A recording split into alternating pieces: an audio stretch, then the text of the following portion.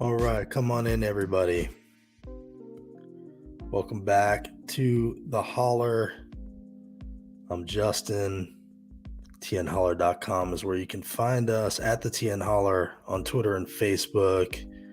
We also have hollers all across the state. Thanks to your generosity and support, your contributions keep us going. So thank you so much for that. Chip in if you can.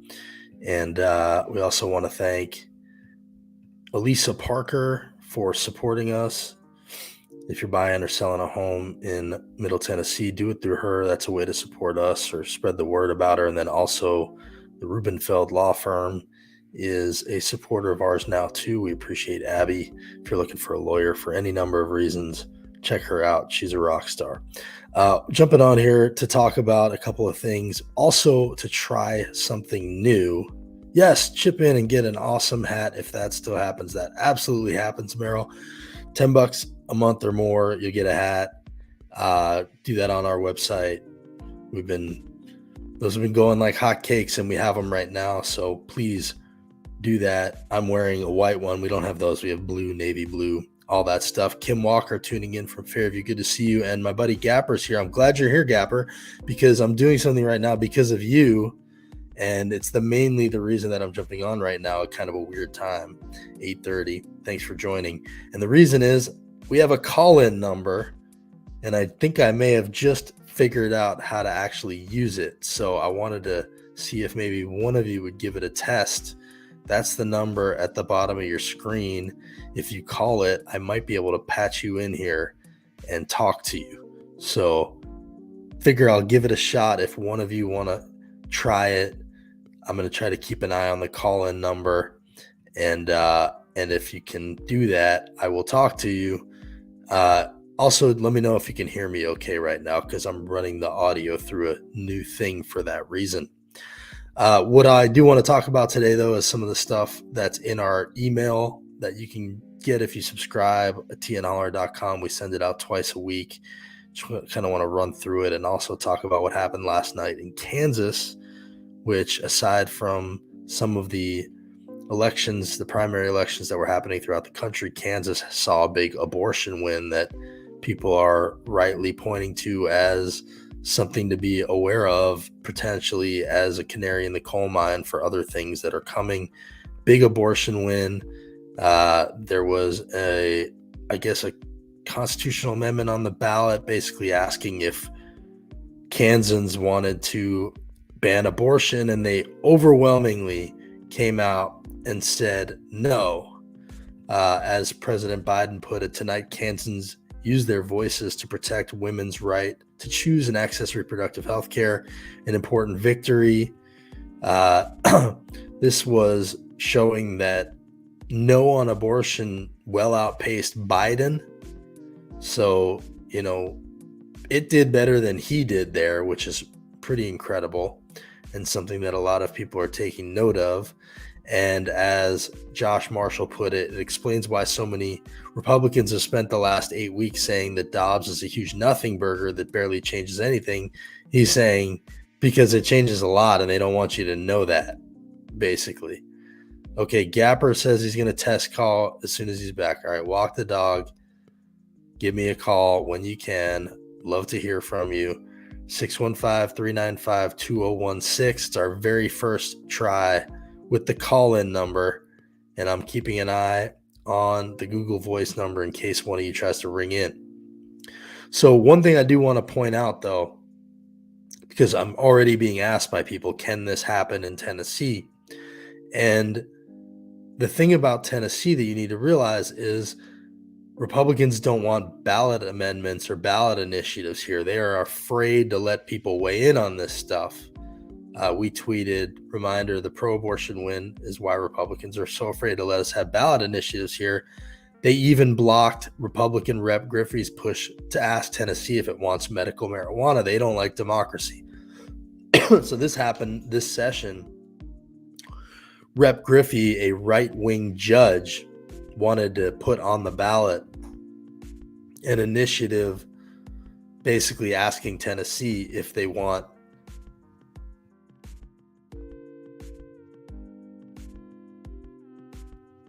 excuse me, my throat's getting dry.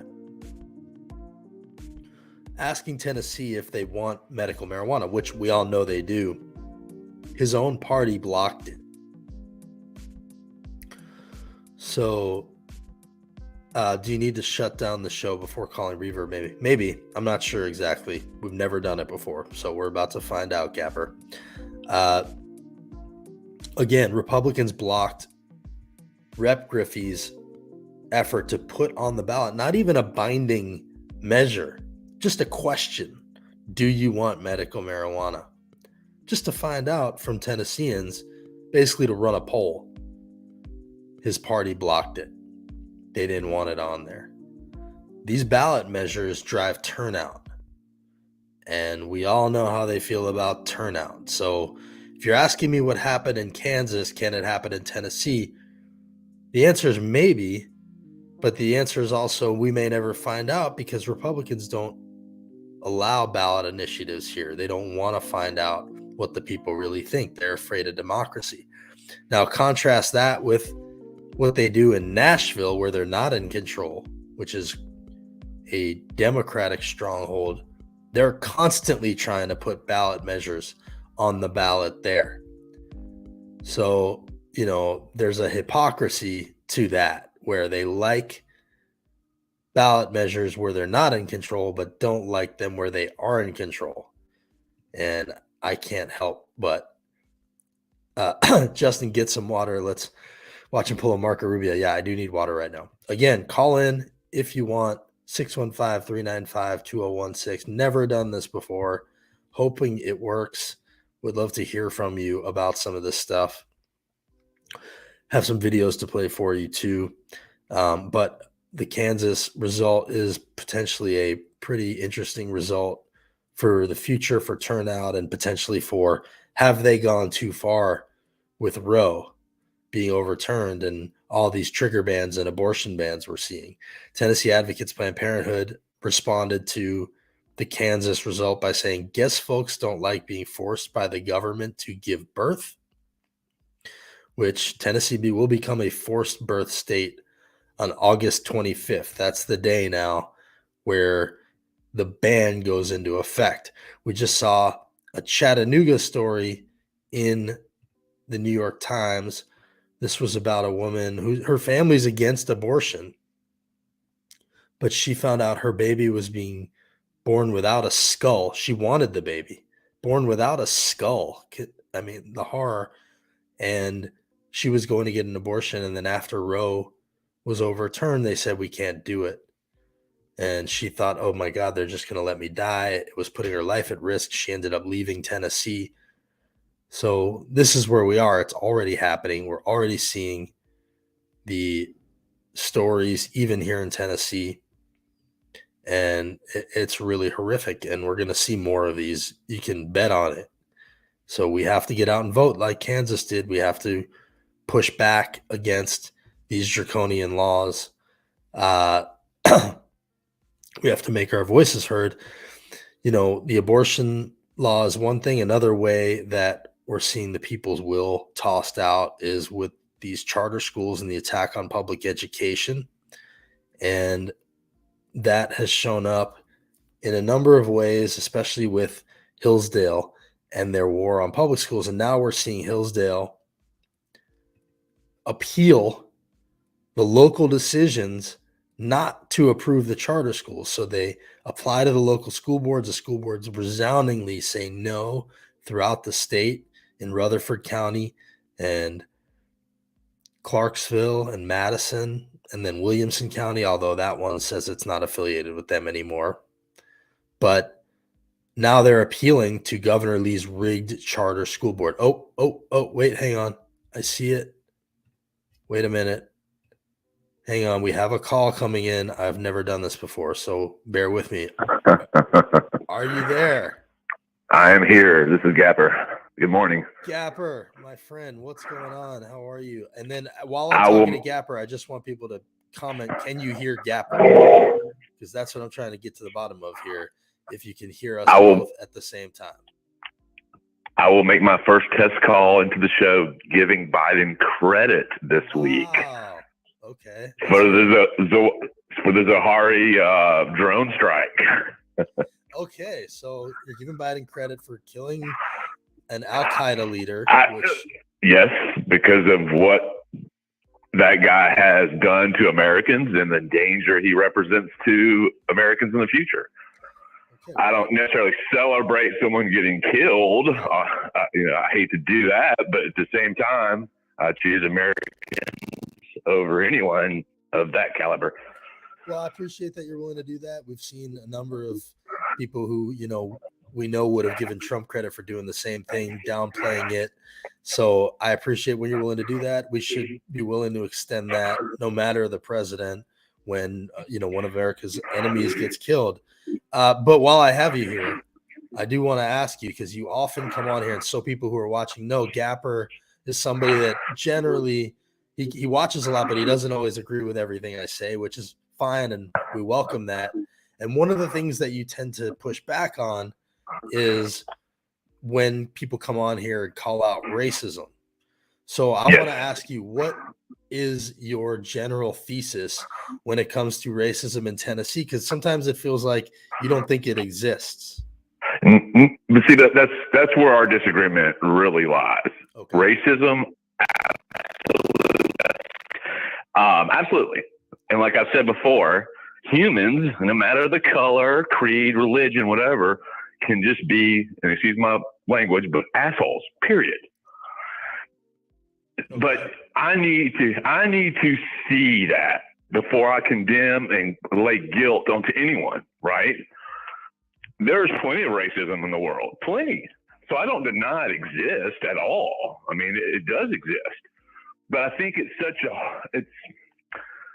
a harsh thing to label someone as a racist without hard empirical evidence.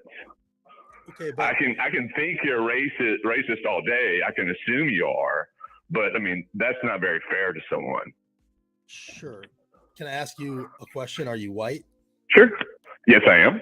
Okay. So when it comes to this stuff, my general feeling is like, it's not really up to us white guys to sit around talking about this racism thing, and when I talk to my black friends in this country and especially in this state, there's no question in their mind that it's a very real thing. Now, does it get thrown around sometimes? And, are there instances where maybe we should question whether or not, we're being a little too loose with the word? Sure, maybe, but when you've got the head of the Putnam County Republican Party, coming on here and telling us the new leaders are racist and we should be wary of them, why do we question that? Like, that's a pretty bold statement for her to make, Absolutely. And I'm not saying she's lying or anything, right, but at the same time, okay, give us some names. Give us some examples of what they said or why you are calling them a racist.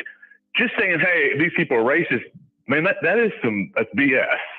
Now, let me go back to something you just said. Hey, Christine, I'm just a loud person, so I'm sorry. Maybe that's the issue why my voice is louder than his. I actually turned you down, so I think that was she was right. It was loud. I turned you down. So and yes, you might be loud also, but that was also my fault. Go ahead. So you said something a minute ago that we as white people, and I may be putting words in your mouth, we shouldn't have much to say about that. Am I right? And let me go a little further. We shouldn't have much to say about it. I just don't think it's up to us to decide if racism is or is not a thing in Tennessee, which you're saying isn't really your point. Okay, but so would I be also correct in saying that you hold the position that white people cannot be racist because we are the ones in power, so to speak? Cannot be racist? Yeah, because I mean that's along the critical race theory and the Ibrahim Kendi line that white people cannot have racism, or black people or anybody other than whites cannot be racist towards white people because white people have all the power. I wouldn't say can not be racist. Again, this is Gapper calling in. He's a commenter, and he's our first ever caller here on the Holler. So I appreciate him being on here and the numbers on the screen. So to answer what you're saying, no, I wouldn't say that it's impossible to be racist towards the majority, but there's clearly a very unique power dynamic when it goes the other way, and there is a long history of, actual violence that comes from that kind of racism. So I think there's sort of two separate discussions. And I find that often, quote unquote, reverse racism gets used to minimize, racism towards people of color. And, generally speaking, when I hear from people of color that racism is something they experience, my first instinct isn't to downplay it or minimize it. It's to believe them. Well, yeah, but this goes back to what I was saying. Look, all humans, no matter the color, can just be bad. So why should we just believe someone without proof? I mean, because humans, again, no matter the color, can be liars, can embellish truths. So why do we not all ask for hard evidence rather than just assumptions? I think that's fine, but a lot of times, there's not going to be hard evidence. There's not going to be video. There's not going to be an email. Sometimes it's going to be people telling you what they experience, and okay, but for the Cindy lady, what would be fine with me if she came out and said, hey, so and so, or these three people, name names, said this one day, or did this. Sure. She's just saying, hey, these people are racist. Then it just doesn't fly for me. Well, I'm not saying she's wrong or lying. It just doesn't work for me. Well, I think she's talking about something specific and I don't want to dive into the whole thing of what's going on there, but she's got this nonprofit organization that is recruiting essentially black candidates in the area.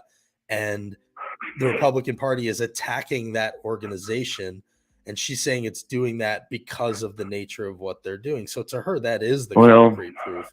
And, it's not about necessarily using the N-word, but I would say that, she has a pretty good front row seat to what's going on there. And so if she's telling us that, it's not like she's the head of the Democratic Party in Putnam County. Sure. She was the head of the Republican Party in Putnam County. And so what she's telling us is this is how she sees their hearts. And these are people that she knows, and she's issuing a warning. I don't think she would have written that letter. And that would be fine if then she should say, well, it is my opinion, or this is what I feel. Sure.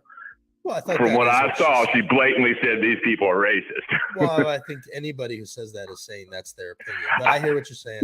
You want proof. I don't want to keep on that. Yeah. But to sum it up, I believe there's racism, absolutely. Okay. But I like to give people the benefit of the doubt. And I think that's what we're really lacking these days on both sides.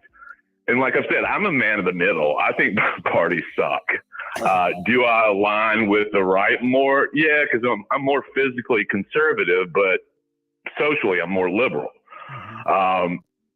People quantify me as a libertarian, but I don't even like that because I don't like a lot of their crazy stuff. So anyway, yes, but racism does exist. Okay, well, Gapper, let me just say this. I really appreciate you calling in. I do appreciate that you watch. You're a loyal follower, and I'm happy that there needs to be more dialogue, man. Yes, and so I'm glad you're willing to chime in and be a part of this. So I do appreciate it, even though I know we disagree on a lot of stuff. Yeah, man. No worries. Yeah, you're getting a spam bot in there. You might want to ban them or kick them. Okay, appreciate it. I'll check it later. Out. Have a good day, man. Bye. Phone call. We did a phone call. That was the first ever phone call on the Holler Hour. The number's on your screen if you want to be the second. Appreciate Gapper doing that. He is somebody that chimes in a lot. And, I hear what he's saying. The both parties suck thing, that's something that I hear a lot. I'm in the middle. It's something that I hear a lot. And what I would say is, like, there are times in our country where, I would appreciate that a little bit more. But right now, in my eyes, both parties flawed, sure, but one party believes in democracy and one party doesn't. One party is willing to reelect a insurrectionist who clearly wants to be installed as a dictator and, carries the banner of fascism. And the other party is trying to get people health care and, higher wages and paid leave and stuff like that. So I would just ask the middlers, is this really the time for that? And, has maybe one of the parties gone a lot further to the extreme than the other? And is it maybe not time to, show them there are some consequences for that behavior, ripping women's rights away, that kind of thing. So, I think in a lot of cases, there are middle ground compromises to be found. And I think it is important to have those conversations. But right now doesn't feel like that moment. Now, do I get royalties for the idea? I'm not sure which idea you're talking about, but sure. Yes. Oh, for the call in. Yes, you can get royalties for the call in. Appreciate you guys all watching. A couple of videos. Actually, let's go ahead and play one video that Gapper kind of led me to here. This is American University history professor kind of taking on the Gappers of the world with this comment. He basically says, it's not time to sit in the middle right now. They have no plans of their own. He's talking about Republicans having no actual plans, just complaining about inflation. To solve any of the nation's problems. They are going to the far right extreme, as you say, particularly in the Senate. They have terrible candidates like Dr. Oz in Pennsylvania, J.D. Vance in Ohio, Herschel Walker in Georgia. And I think voters are waking up to this one critically important truth. You can vote Democratic, and you might still have inflation, because inflation is a worldwide phenomenon, not in control of the president, but you'd have a democracy. Or you can vote Republican, and you'll still have inflation, but you're going to lose your democracy. I don't think that's hyperbole. I come on here all the time and try to explain why I feel like we are in real trouble of losing our democracy here. And it seems really clear that throughout the country, they are running candidates whose goal is to help them steal the next election if it comes to that, to help install Trump if it comes to that. And you see it with Kerry Lake running. You see it with another guy in Arizona running for Secretary of State. You see it with the secretaries of state they're appointing. People are running all over this country to get into position to help them steal the next election next time. So like that professor says, this is not both sides right now. Like, we can have a good faith debate about policy, but if we want to keep our democracy and we don't want to descend into fascism, you have to show these Republicans that there's a consequence for these actions. I'd be saying the same thing if it was happening with Democrats. If they were displaying cultish behavior and, following a guy no matter how corrupt he was and no matter how much violence he had caused and how clearly out for himself he was, that's what this guy is. So, I appreciate that Gapper says he's in the middle. I have other people in my life that say it too. I just don't think now is the time for that. Now is the time to show them that they've gone too far. Another thing that has come up now is these Defense Department texts were erased. So this was a full-fledged cover-up now. One of the guys, this guy, Paul Ney, who, not the science guy, but he was the chief deputy for Tennessee's Attorney General, Herb Slatery. Then he went to be the general counsel for the Department of Defense under Trump. His texts were erased along with the Secret Service, along with, other Trumpers. They've erased texts about the insurrection. It's a full-fledged cover-up. There's no two ways about it. So, I don't think we're in a moment to be like, well, I'm fiscally conservative but socially liberal. I respect that that's where you're coming from, although I have my points that I would make about giving them too much credit for actually being fiscally conservative when, generally speaking, they are the ones that run up the debt and, they are the ones that drive the country into a cliff. So, I don't necessarily believe that they are the fiscally conservative ones around here, but that's beside the point. Oh, your name is Derek. Good to meet you, Derek. Nice to know that. He says, you might want to figure out a delay or way to censor someone that may call in and use foul language. I don't think the FCC would ding me. I kind of assume that would happen. If it happens, it happens. I got some thick skin. I could be quick on the hang up button, but yeah, that might happen. I'm aware that this is potentially a dangerous game I'm playing with the call-in number, but there's the call-in number. We've had one call already. Enjoyed it. Hopefully we can, tighten up the way that we do that stuff, but I've been meaning to do it for a while. So I appreciate that Gapper called in. Just to go back to what we were talking about before Gapper called in, we were talking about Hillsdale and how they're appealing to Governor Lee's state charter commission. So Hillsdale got rejected locally. Now they're appealing to this state board that Governor Lee has rigged to overrule locals to pave the way for all of these Hillsdale schools. And they've now appealed. So now we're going to see, is this state charter commission going to overrule people? And the Tennessee Education Report thinks they will. There's an email tool in our email this week that gives you a quick way to email the charter school commission, tell them not to overrule these local boards. If you subscribe at tnholler.com, you'll get these emails, and links like that will be in there. If you need the link, let me know. I'll send it to you. But it's just a way to kind of mass blast them and tell them not to overrule these local school boards, because what's happening right now is absolutely a war on public education. We heard from a privatization lobbyist, Charles Seiler, who came on here and told us they don't care about kids being better off. They only care the money is coming out of the schools. Their goal is to get rid of public education and even the vouchers, because you have to pay taxes for the vouchers. So he used to work as a privatizer, realized that he was actually hurting more than he was helping, and he is now converted to fight for public schools.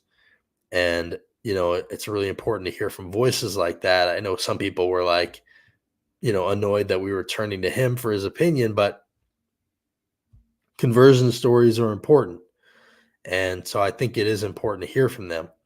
And so here was another, this is Frank Johnson with Tennessee for All, who used to work for a charter school organization. This is what he had to say about it. We don't want our tax money going to privatized schools, because we know what those privatized schools are going to produce. They're not going to produce students that are up to par. They're all about the money. And being a former teacher myself, I saw how these charter schools work. I see how these organizations that support charter schools work. It's about the dollar and not about educating our students. And the fact that we will change laws to where we can give public money to private schools, because that's really what they are, that's insulting. And that just shows you again that this is nothing but a money grab. So keep in mind, Frank worked for a charter school organization. So he's saying that from a place of experience. He saw the inside of it, and this is what he's saying. And then he went on to talk a little bit more about charter schools. And I at one point asked him if charter schools are public schools, which they say all the time. He said they're absolutely not. It's not about our students. It's not about creating a good education system. It's about who can profit off of it. And that's insulting. When I was working for the charter school organization, I think I worked there for about 6 months. And I started working there because I was truly concerned about what was happening in education. But when I started working for them, what I realized is that none of it was about education. It was really about privatization. And it had nothing to do with education, because what we realized is that they were hiring anybody. They were kicking out the teachers with actual experience just for these new people to come in and make all of this money and not do anything for our children. And then when I went to work for the public school system, I had my class down to about 20 students. All of a sudden, back to back, I'm getting students left and right. All of these students are coming from charter schools, because all of these students had IEPs. All of these students had special needs. So he's saying that charter schools don't have to play by the same rules. They don't take care of kids the same way. And then I'll cut the clip short, but he essentially went on to say that charter schools are not public schools. And I think we should listen to him when he says that. Thunderbird said, pisses me off that these people fell for fascist privatization in the first place. Well, here's the thing. We're not there yet. Like, we're still in the fight, right? So they haven't totally fallen for it yet. We have to keep pushing and keep letting people know what's actually happening here. And, people like Frank speaking out, I think that's important. And what I'm also interested to see is what happens with the state appeal board, because if they do overrule these locals and allow these charters into these counties that don't want them, well, it's almost like, how they say, like, I don't wish they would, because I don't want to see public schools hurt, but it might, the way Roe has woken some people up and shown that they can go too far, I feel like that might be another moment that wakes some people up and shows how little they care about local control, how far they're willing to go to pursue their privatization and, yes, fascist agenda, which is ultimately what this all is, as we're hearing now from insiders who worked for them. So, these are voices that we need to lift up and hear from when they tell us what's really going on inside these places. I hope you'll vote on Thursday. We have elections here in Tennessee, the primaries in some elections, actual elections, and school board races, that kind of thing. This is someone who messaged us and tagged us saying, I took my dumb teacher self to vote for public education. That got shared a lot when we posted it. Appreciate comments like that and showing us that you're going to vote, because we have to vote. I mean, we're a non-voting state more than we're a red state, and it's time to stop that. This is too serious at this point. There's too much going on. On the charter school note, another thing that we posted in the email that we send out is this quote from Milton Friedman, who is an economist who is the godfather of quote unquote school choice and vouchers. This is his quote. The ideal way would be to abolish the public school system. How? Vouchers. He said that to ALEC, the legislative group that gives Republicans these bad bills, back in 2006. And then there's an essay that came out last year about how Milton Friedman exploited white supremacy to privatize education. And what that's about is basically the idea that vouchers initially started as a way to help white kids get out of schools that desegregated and let black kids come to. So that's the roots of vouchers, are very specifically in desegregation and have very racist roots. And, as Charles Seiler said to us, they really lean into that when they tout the CRT scare and, whitewash our history. So it's all still the same fight, and we have to make sure that we're fighting it. It's really important that we fight for our public schools, because, this battle is happening right now, and it's the you're saying I'm a Friedman econ fan, never read any white supremacy in his writings. It's not open white supremacy. What it is fanning the flames of white supremacy to push vouchers. And Friedman, is a deregulation and, small government guy, and vouchers are a way to get to that. So what Charles Seiler said, I don't know if you missed that interview, is basically that these vouchers in this public education fight, what we're seeing is that it's joining the interests of various people. So some are just deregulation, I want to keep my money, rich people. Some are white supremacists. Some are, religious ideologies that want to steer that money to private Christian schools.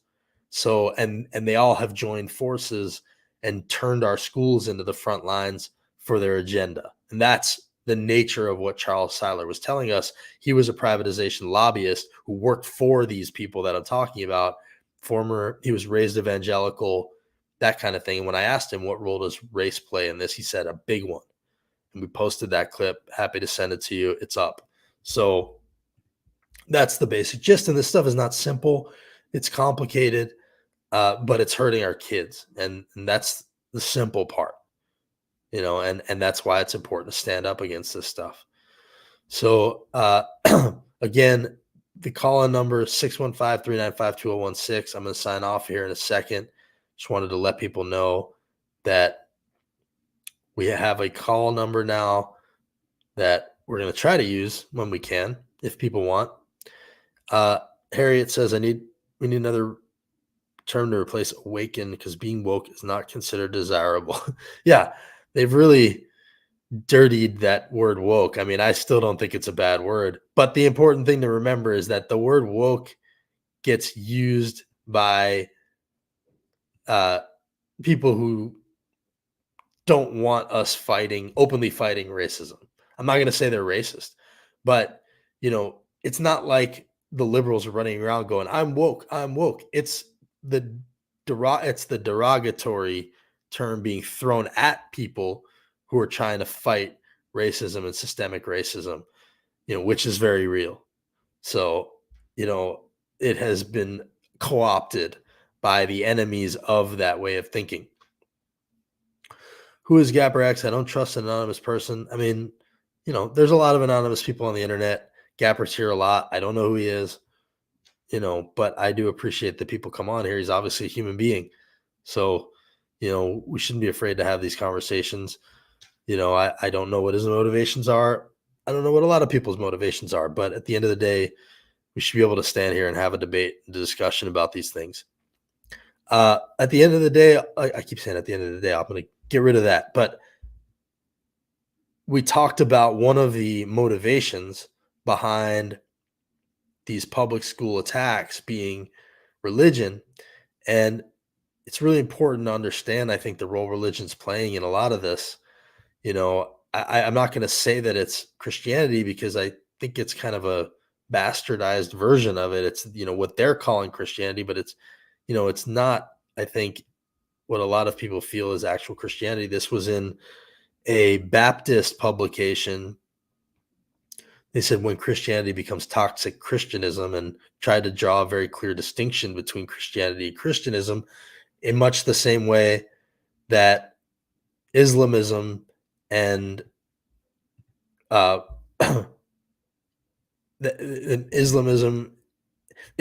and Islamism, there was a line drawn between that when we were dealing with ISIS, when they were trying to say we are Islam, and the rest of the Muslim world was saying, no, you're not. I think it's important to draw that distinction. So, I'm not going to sit here and say that the people that are trying to turn America into an openly religious country are Christians. But it's Christianism, and that's the word that this guy is bringing up. And I think it's important to talk about that because we're seeing it rear its head, especially here in Tennessee. This was a really ugly thing that happened in Scott County. This was literally the week that Scott County's sheriff posted a very openly religious, like, I don't care what you say, I'm, we're a Christian place. And this is, he used the sheriff's feed to do that. And then that week, this clip went viral of the way that they were treating this houseless woman in distress with one leg who had just defecated on the steps right there, and she's having problems, and he dealt with it by calling her satanic. There's a boy that says he goes through here. Eric Erickson, I reckon his name is. He's probably looking up child porn. That's probably what he's doing. You're satanic. I'm not. Why? Because I fucking tell the truth. Is that why Darcy Phillips, Chris Russell, and Daniel You've been Garrett? sitting here saying GDE and That don't make me bad. Satanic. That don't make me bad, and you're not You're gonna sinning. mind like me It's a sin. doing shit. Okay, so that video goes on for a while. This is Scott County deputies. She's obviously in distress, and he calls her satanic. And clearly that hits a nerve with her. She screams, I'm not. Think about what that could do to this already distressed woman. What if she believes him, takes her own life because of that? It's a really awful thing to say to somebody, especially someone in distress. It's a clear example of why police are not being trained to handle mental health issues, and why, however you may feel about the defund the police refrain, what it really means is fund other things to help deal with situations like this.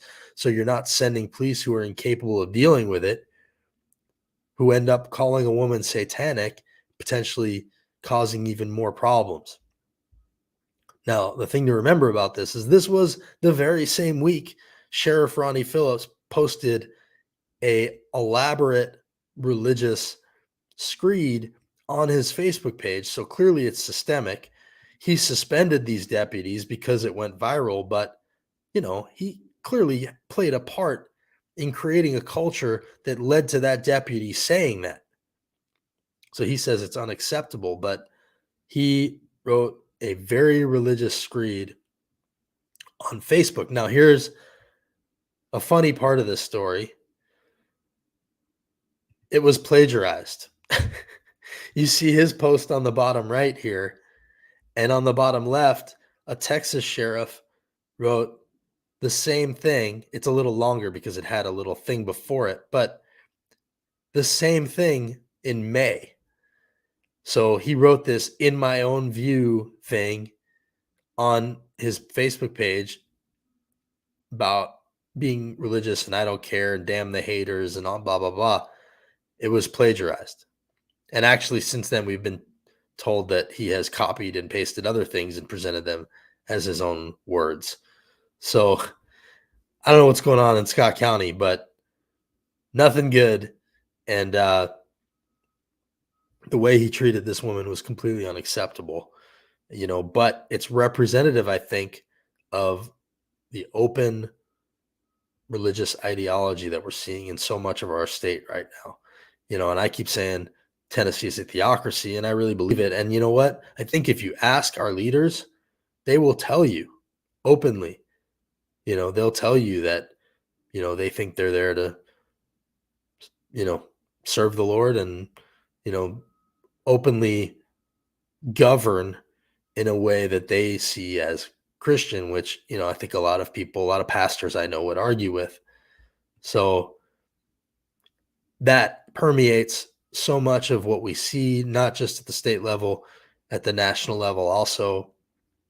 Marsha Blackburn, all kinds of people are, operating in that way. And I think it's important to name it and talk about it. That's pretty much all I wanted to show you guys today. I think we've been here for a while. I guess I'll close with one more clip. This is Joe Manchin on Fox, talking about a bill that has come down a lot from what it initially was. Here are the things that are in it. The Inflation Reduction Act, which I love that they named it that, because it's like, how can you vote against that? But they will. And then they'll have voted against the Inflation Reduction Act while claiming to care very much about reducing inflation. So I love that they named it something that people are going to look foolish for opposing.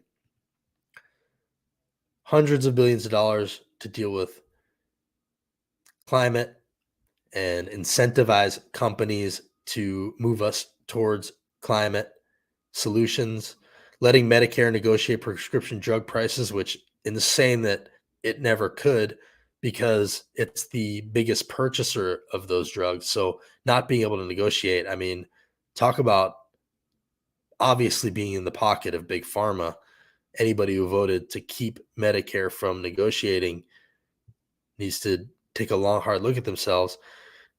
Expanding Obamacare, a 15% corporate minimum tax on billion-dollar companies. This is now being framed as hurting people who make less than $400,000 a year, which is nonsense. This is billion-dollar companies being forced to actually pay their way. Obviously, something we should do. Funding the tax police so that we can crack down on tax cheats, which by a lot of people's measures will bring in a lot of revenue, and then a deficit reduction of $300 billion.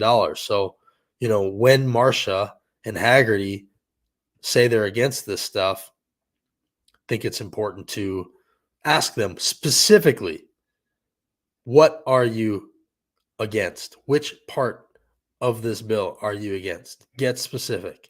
Make them tell you.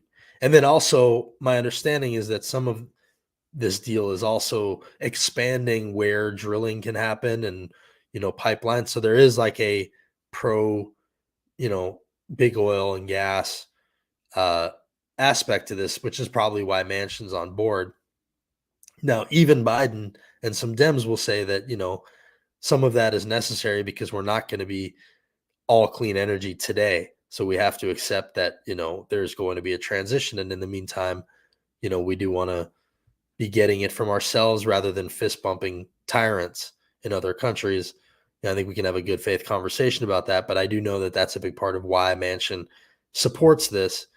And again, I think it's important to, ask these legislators in Tennessee, Republicans, why they're specifically opposed to this. And then the thing I want to close with here is this is Manchin on Fox talking about this bill. And Harris Faulkner was just completely in over her head, and he just destroyed her. President, whose approval rating is like as low. First of all, she's talking about Biden's approval rating is like a reason to oppose this bill and not pass it. Like, how nakedly transparent could you be? She's clearly talking to him like she thinks he's on their side, which in many ways he is. Is Congress's. Well, I mean, no offense, but you know that when you get into the 30s, no one's that popular. Harris, and that's are you president. scared we're going to do something good that will help our country? Are you scared we're going to do something good that will help our country? That's exactly what she's afraid of. He's completely on point. Manchin got a pipeline for West Virginia. That's not the whole bill. I mean, okay, so let's hear what they're opposing. Like, I know that's not the whole bill. Obviously, it's longer than 6 sentences, but what are they opposing? Get specific. That's the point I'm trying to make. And yeah, there's obviously going to be things in it that Manchin likes and that I don't, but on balance, most of the people that I'm hearing from that would be inclined to be against something like this, think it's a positive for the people. And he's asking, are you scared we're going to do something that's going to help this country? That's a great line, and it's exactly right. Of course not. My father served. Are you kidding? My father served. Like, hiding behind her veteran father when she gets called out for doing exactly what she's doing, like, that's a pretty low place to go right there. Like, have a debate on the merits, but you can't possibly question that I'm politicizing this because my father served. Ridiculous. Service is in the Bible. That's what we do. We serve our fellow man and woman. That's exactly what I'm doing. Don't make this personal, because it's not. I'm simply asking that you've got a president who can't. Don't make this personal because it's not. And then she goes to attack Biden for his poll numbers. Like, the hypocrisy. It's just the most hypocritical channel I've ever seen, imaginable. Really help anybody on the campaign trail with the numbers he's rocking right now. Well, and so to have you say something like that, it doesn't sound supportive of your own party. And I'm asking why. Let me just say this. I'm working with what I have here, and the majority party that we have is a Democratic Party. The bottom line is, how in the world can you be raising taxes when all we're saying is the wealthiest corporations in America, 55 of them pay zero to help this great country of ours, to defend ourselves? Well, how does this change that? Because that's part of the corporate 15%. Structuring. How does this change that? Like, you're having a discussion about the bill and you don't know that that's in it. Like, how unprepared can you be? It's just so embarrassing the way that they operate. It's a minimum of 15%. The tax rate was at 35% before 2017. Right. Then it went to 21%. Mm-hmm. That was a tremendous savings, but that's not good enough, I guess. All we're saying is at 15% minimum, everyone in West Virginia I know, and most people around the country, pay a 21% corporate or greater. So why can't the greatest billion? Anyway, he goes on, but he just completely humiliated her. And this is a bill that needs to pass. We want to. I just blocked that spam bot, by the way. I don't know if I'm ready to give you mod powers yet, but maybe one day. Kim says he's a Republican in Democratic clothing. I kind of with you, although I'm appreciative that we're actually maybe getting something done here. Easily, he could have not done that. And then this is just the last thing I want to show you. This is really funny. This is a graphic that Hannity put up last night. They're now trying to act like Biden, or that Manchin. They're now trying to act like Manchin is a progressive because he supports this bill. So this is what Hannity put up. Manchin in between Bernie and AOC, as though any buy that shit. Anyway, appreciate you guys coming here. Appreciate you, Gapper, for calling in. We will continue to use that number, 615-395-2016. Put it in your phone, call in down the line, and we'll try to do this more. Appreciate you. Take care.